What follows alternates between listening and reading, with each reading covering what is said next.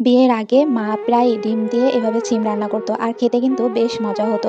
কিন্তু দুঃখের বিষয় এখন আর এই রান্নাটা খাওয়াই হয় না। কারণ এটা বেশি আমার হাসব্যান্ডের পছন্দও না। আর তার জন্য বেশি একটা খাওয়া হয় না। আর আমি মার মতো করে রান্না করতে পারি না। রান্না করলেও মার মতো করে সেই স্বাদ আর হয় না। তারপরও আজকে মন চাইলো তাই আমি রান্না করলাম। দেখি কি হয়, কিন্তু তারপরও সেই স্বাদ আর হয়নি। আমিও ঠিক মার মতো করে আগে ডিমগুলো ভেজে নিলাম। ভেজে একটা সাইডে রেখে দেব। মাও কিন্তু ঠিক এভাবে ডিম ভেজে দিত। মারা শুধু যদি লবণ হলুদ দিয়েও রান্না করে তারপরে কিরকম খেতে অনেক মজা লাগে। আর আমরা যদি সব প্রকার মসলা দিয়েও রান্না করি তারপরেও কেমন যেন মায়ের মতো করে হয় না। আমি ডিমটা ভেজে উঠিয়ে রাখার পরে এখানে কিন্তু আমি পেঁয়াজ কুচি দিয়েছি ১ মুঠো আর একটু রসুন কুচি দিয়েছি। রসুনটা আমি বেটে দিইনি, আস্তই দিয়েছি। তারপর স্বাদমতো লবণ, হলুদের গুঁড়া দিলাম ১/২ চা চামচ, মরিচের গুঁড়া দিলাম একটু ঝাল বেশি, যাতে ঝাল, ঝাল খাবো তাই মরিচের গুঁড়া একটু বেশি স্বাদ অনুযায়ী।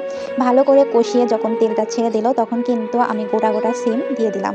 মানে সিমটার মাঝের থেকে ভাঙিনি, এভাবে আস্তে, মাও ঠিক এভাবেই কষিয়ে আমি বেশক্ষণ কষিয়ে দিলাম। তবে হ্যাঁ, মা যখন রান্না করতো মা কিন্তু টমেটো দিত না। শুধু সিম এভাবেই কষিয়ে তার ভেতরে ডিম দিয়ে দিত আর ঠান্ডা পানি দিত।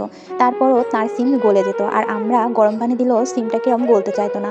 আর মন চাইলো বাসায় যেহেতু টমেটো আছে, এটা আমি নিজের থেকেই দিলাম। টমেটো খেতে আমার খুব ভালো লাগে। মা কিন্তু টমেটো দেয় না। মা কোনো তরকারিতে সেরকম একটা টমেটো দেয় না। খেতে তার তেমন একটা ভালো লাগে না। কারণ আমার বাবা টমেটো খেতে চায় না তার জন্য। এই তো আমি কষানোর ভেতরে যখন সিমটা খুব ভালো করে কষিয়ানো হয়ে গেল তখন কিন্তু আমি টমেটোটা দিয়ে দিলাম। আর আমার কিন্তু টমেটো খেতে খুবই ভালো লাগে। আর শীতকালে তো কথাই নেই। এভাবে ভালো করে কষিয়ে এখন কিন্তু আমি আরও ঢাকনা দিয়ে ৫ মিনিট রেখে দেবো। ৫ মিনিট পরে কিন্তু দেখতেই পারছেন তেলটা ছেড়ে দিয়েছে। আর আমি এদিক থেকে পানিটা গরম করে ফুটন্ত পানি এখানে দিয়ে দিলাম। এবার ভালো করে আমি একটু নাড়িয়ে চাড়িয়ে তারপর ডিমগুলো দিয়ে দেব। আর আমি যতটা সুন্দর করে পরিপাটি করে রান্না করার চেষ্টা করেছি, আম্মু কিন্তু এভাবে রান্না করে না। আম্মু তো যেমন তেমন করেই রান্না করে। তারপরও খেতে অনেক মজা হয়। মায়ের কথা বলেই কথা। মায়ের হাতে আসলেই জাদু থাকে। মারা যদি একটু লবণ গুলিয়েও দেয় তাও খেতে খুবই ভালো লাগে। আসলেই মার রান্নাটা খুবই মিস করি। কেন জানি মার মতো হয় না। বিশেষ করে আমার এই ছিম আর ডিমের তরকারিটা বেশি ভালো লাগে। আর ভালো লাগে মাছ ভুনাটা। মা যেভাবে মাছ ভুনা করে ঠিক সেভাবে মাছ ভুনা করে খেতে ইচ্ছা করে। কিন্তু কবে যে মার কাছে যাবো আর এভাবে বলব তুমি আমাকে ছিম রান্না করে দাও, মাছ ভুনা করে দাও। মেয়েরা যখন বাবার বাড়িতে যায় মাছ মাংস খেতে চায়। আর আমি শুধু আমার মার কাছে ডিম ভুনা আর মাছ ভুনাই খেতে চাই।